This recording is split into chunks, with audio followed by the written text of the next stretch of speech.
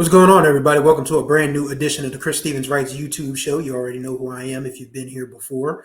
Apparently, a lot of you have visited the channel this week, and I greatly appreciate you guys. But if you're new to the channel, my name is Chris Stevens. I'm a journalist, sports writer, music lover, car nerd, amateur sociologist. I discuss a multitude of things on this channel. Greatly appreciate y'all for coming by. If you're new, thank you. And be sure to subscribe and tap the notification bell so you can be notified of all the new content that drops on this channel.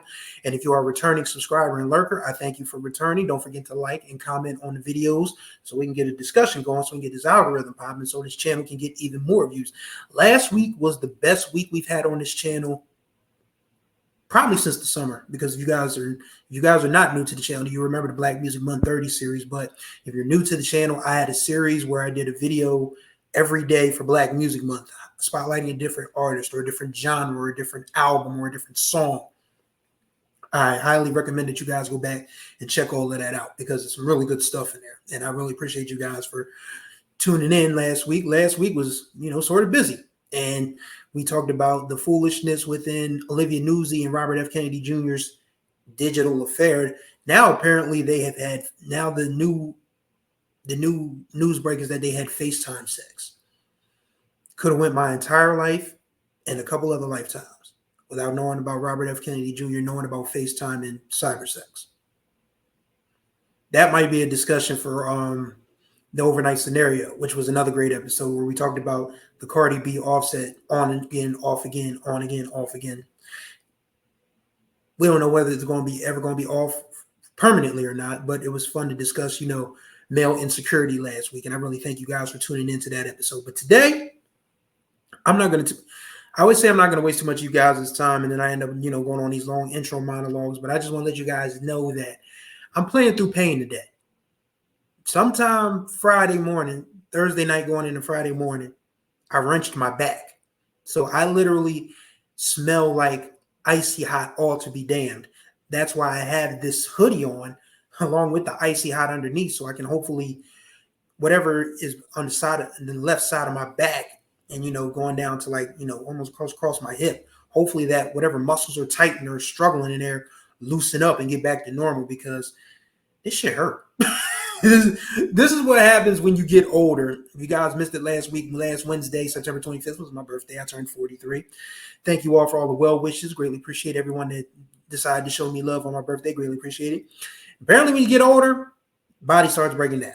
And I exercise 5, 6, 7 days a week. And I was not prepared to wake up Friday morning and have my back in absolute hell.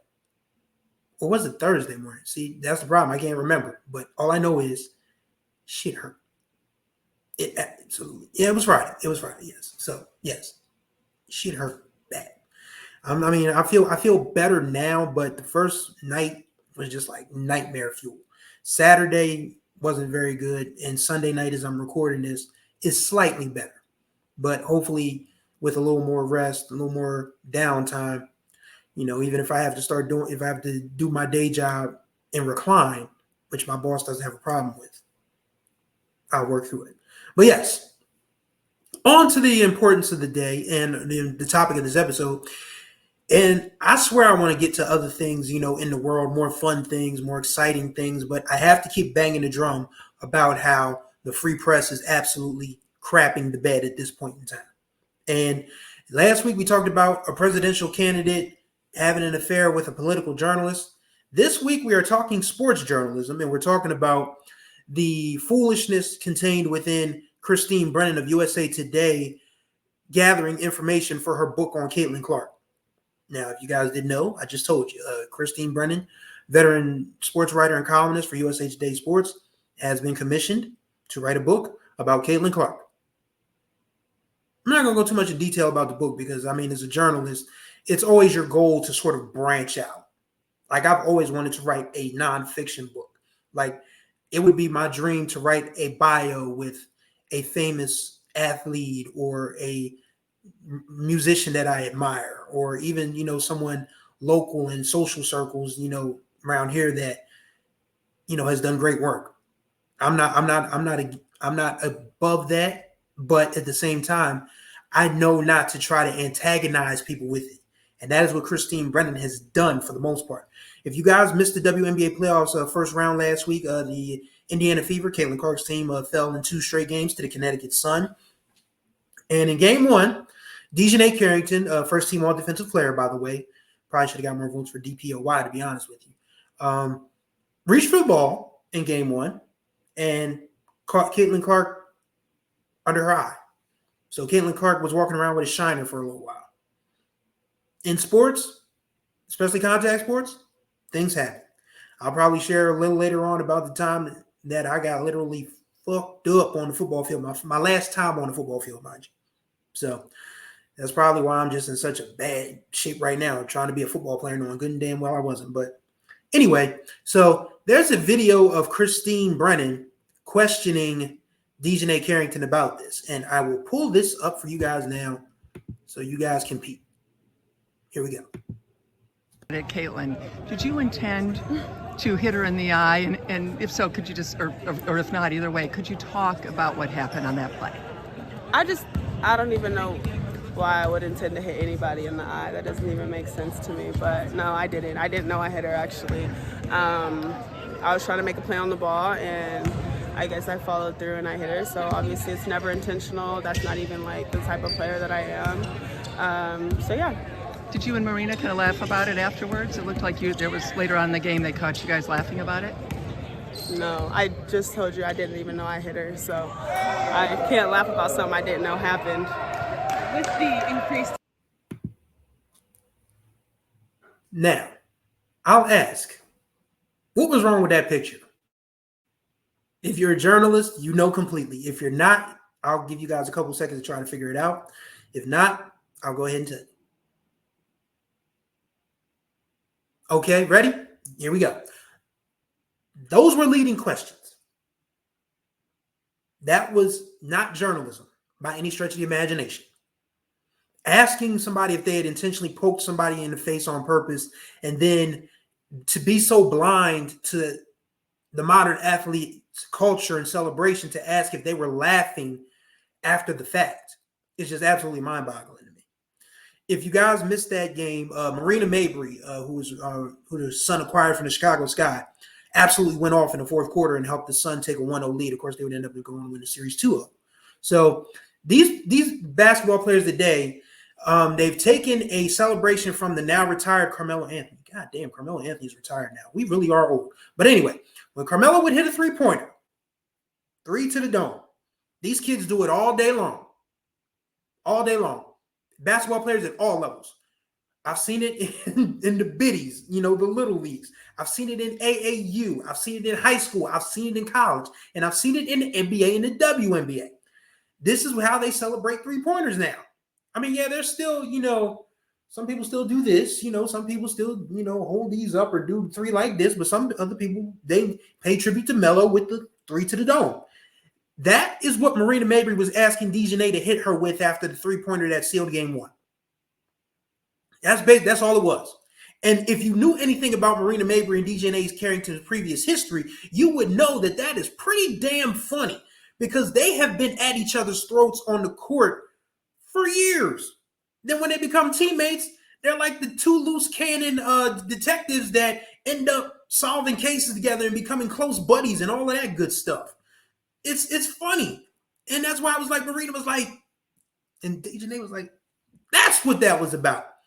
And Christine Brennan's questions were to further antagonize Dejanay, who has been an outspoken player regarding the inequalities of coverage as far as everyone else in the W versus Caitlin Clark, black versus white, on it goes. And Dejanay has been harassed. I mean, she literally shared a email she got on on her Instagram stories that someone had wished bodily harm on her. I'm not going to say the whole thing, but you can guess whatever harm anyone wants done to a woman, that's what this person said in an email. An anonymous email. Well, not anonymous because the person's name was on it, if it was their real name anyway. But this is a young woman, and Dejanay Carrington's no dummy. I mean, not even if she weren't as well educated as she was, it still doesn't mean she deserves to be harassed. I mean, this is a woman who's graduated from Stanford and Baylor, 2 of the top institutions in the country, majored in African American studies. So she knows the deal. She knows the score. And DJNA has been very outspoken about the coverage that Caitlin Clark gets as opposed to everyone else in the WNBA, as well as the following that Caitlin, again, I'm not blaming Caitlin Clark for the uptick in maggots. I'm not blaming Caitlin Clark for the uptick in racism. I'm not blaming Caitlin Clark for the uptick in misogyny and homophobia. This is solely on those idiots.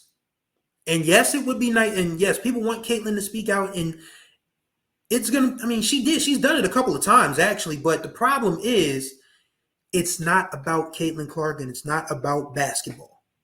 It is about these racists, these incels, these misogynists, these homophobes, these hateful ass Nazi fascist MAGA idiots getting their hateful takes off under an anonymous cover.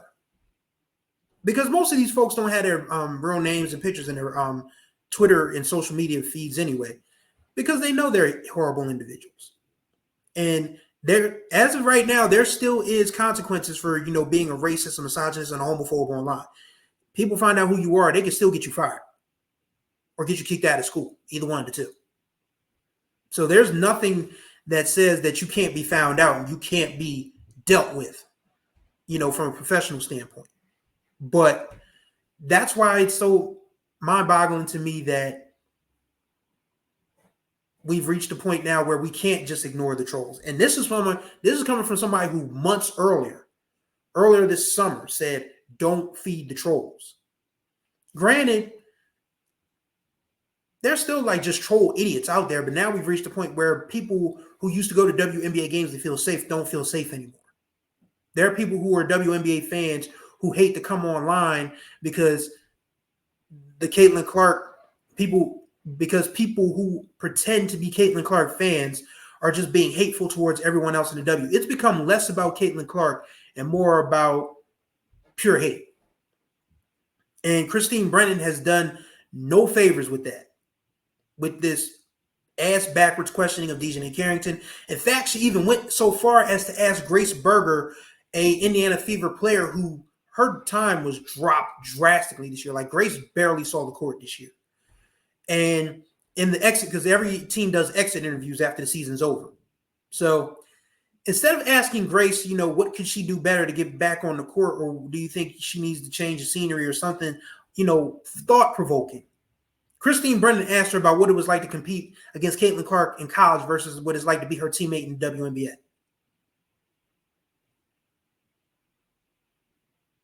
Be serious.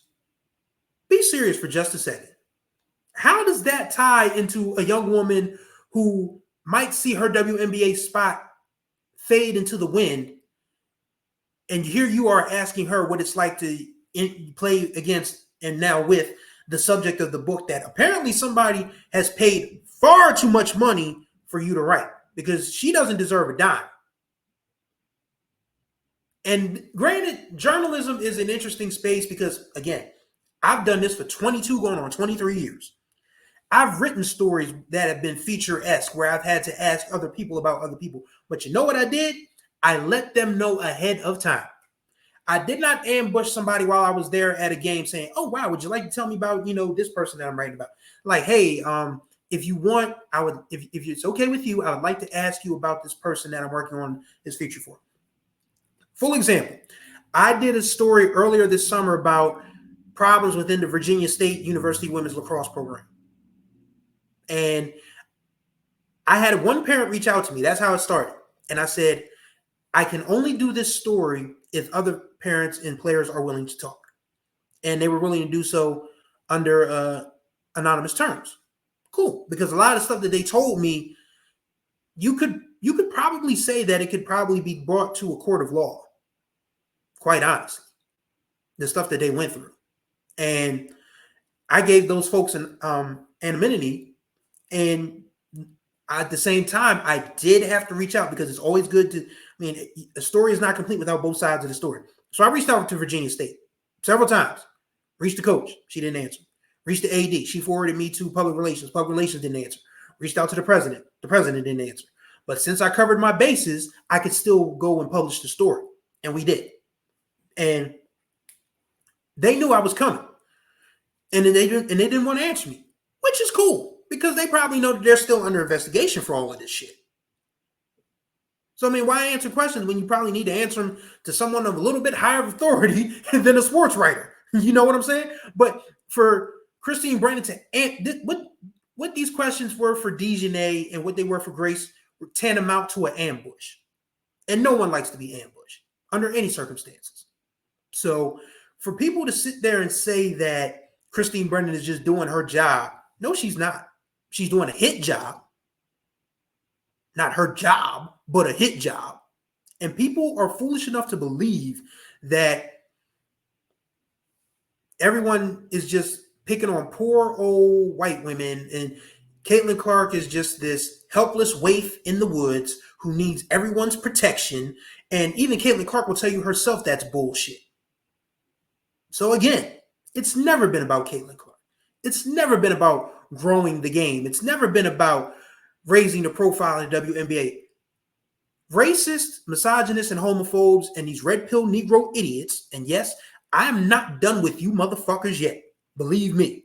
But for the most part, this is just a way for racists to just latch on to somebody and then bring their brand of hatred to a space which was once safe for marginalized people. And when you have journalists aiding and abetting in that, that's when the free press continues to collapse. That's when democracy doesn't die in darkness. It dies in dumb shit. And that's basically where we are at this point. With journalists, being able to say, oh, wow, CBS just announced that we're not going to let Trump, or we're not going to fact check Trump or JD Vance. And it's like, that's y'all's job. Or you punting on journalism now. So yes.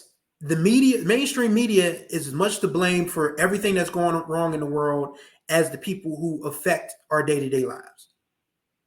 Because the mainstream media, legacy outlets, they have just fed this beast, this monster of hatred, dissension, disillusionment, whatever you want to call it. They have fed this beast well. Like, this beast is gorging on whatever the mainstream media is putting on their plates and just serving to them. And this beast is just eating it all up. And Christine Brennan is one of the chefs for at least women's basketball. Because none of this has anything to do with how well Caitlin Clark played this year. Yes, rookie of the year. Make no mistake about it. Got an MVP vote. Very much well deserving of that. But it's, again, this has less to do with her than it does with hateful people finding a way in the back door. They're like a rat outside of a New York City bodega waiting for somebody to drop, a crumb of chopped cheese or a pizza or something like that. And these rats have just swarmed on the WNBA. And there needs to be an extermination. Stat.